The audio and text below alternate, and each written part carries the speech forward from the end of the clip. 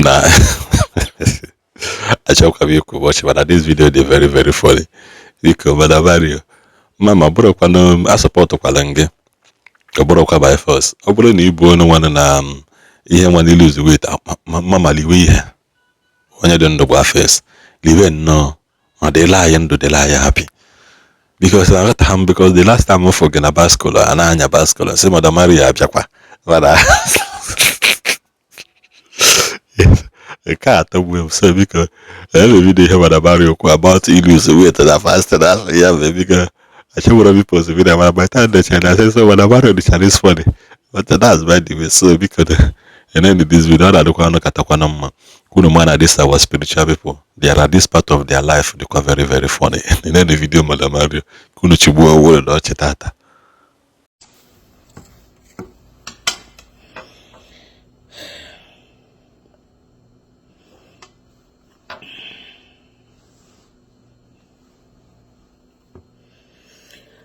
Oh, Shineke. My friends. I'm going to do my juju.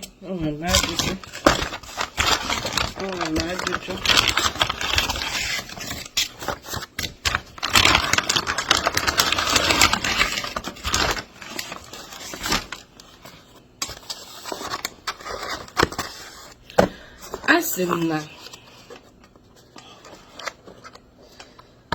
ekum na chọ me lose weight. So people I name suggestions. No fasting, exercise, nkanka. If don't wanna ime exercise, be the ime fasting. Nah, yeah, na walk. When I go them,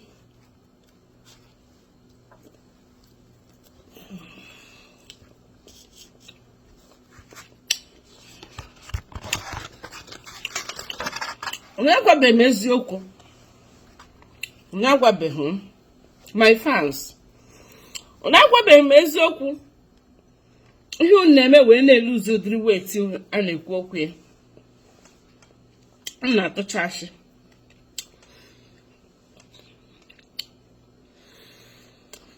We hear no nang.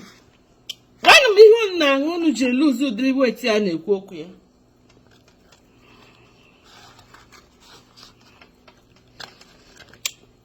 Agụ chọrọ igbu m. Ebe m na-eme fasting. Ka m wee lose weight.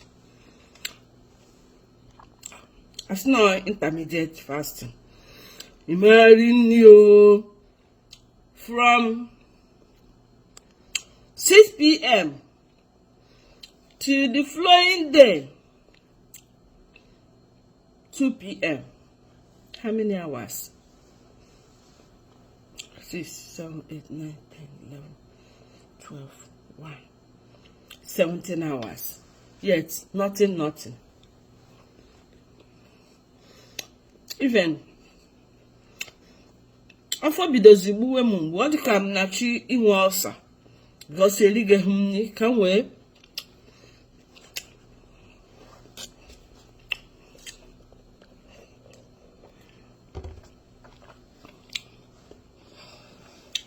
lose weight ọmara ọkụkwara ọnụ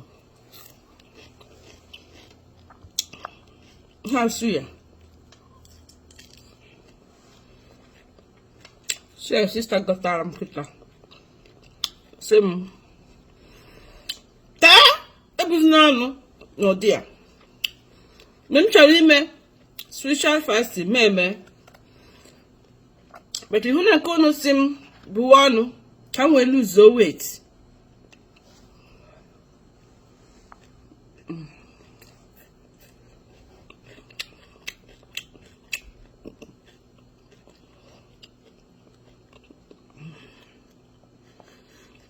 Gwa m eziokwu ihe unu na-eme a na-eme ọ dịka onwe nothing is happening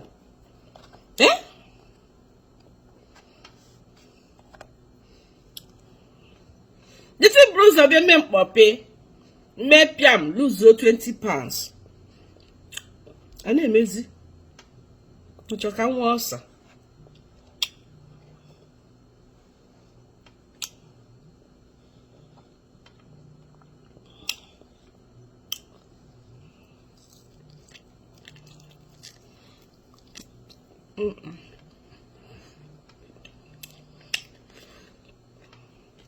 One no now. I'm sorry no. But I want to see him now. Fasting couldn't name. I found where touch a flat in now. Tap or sha. Always up.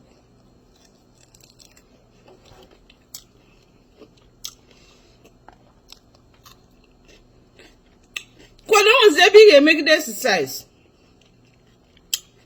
I'm looking in a boy's gimbo. I'm in a bosom, which I exercise. Up one marker.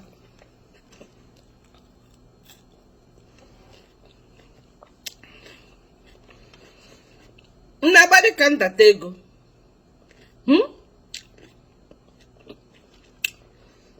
Exercise is very healthy. It is good, it's recommendable, but up on the marker.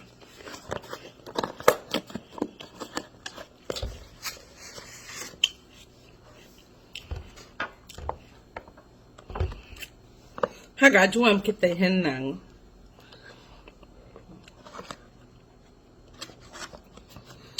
How many questions I have now when they boom?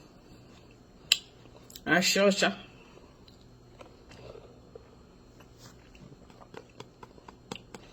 Yeah, no.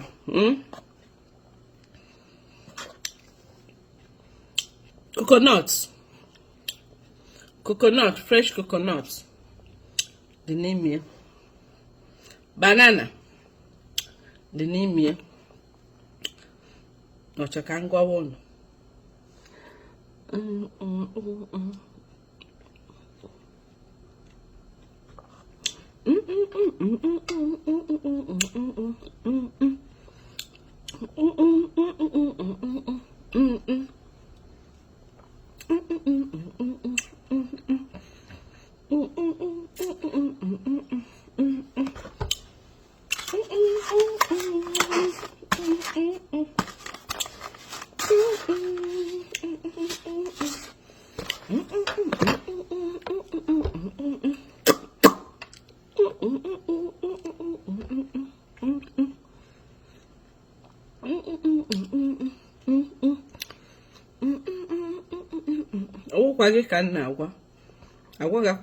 I'm just singing.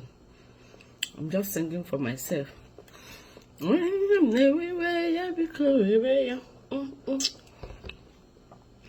forgot to let me because so bad.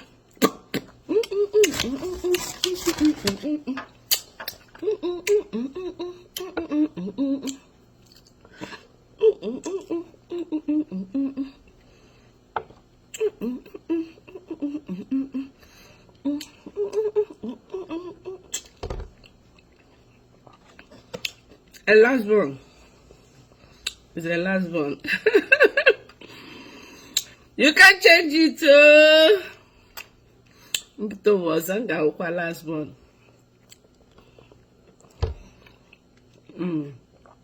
My next one will still be the last one.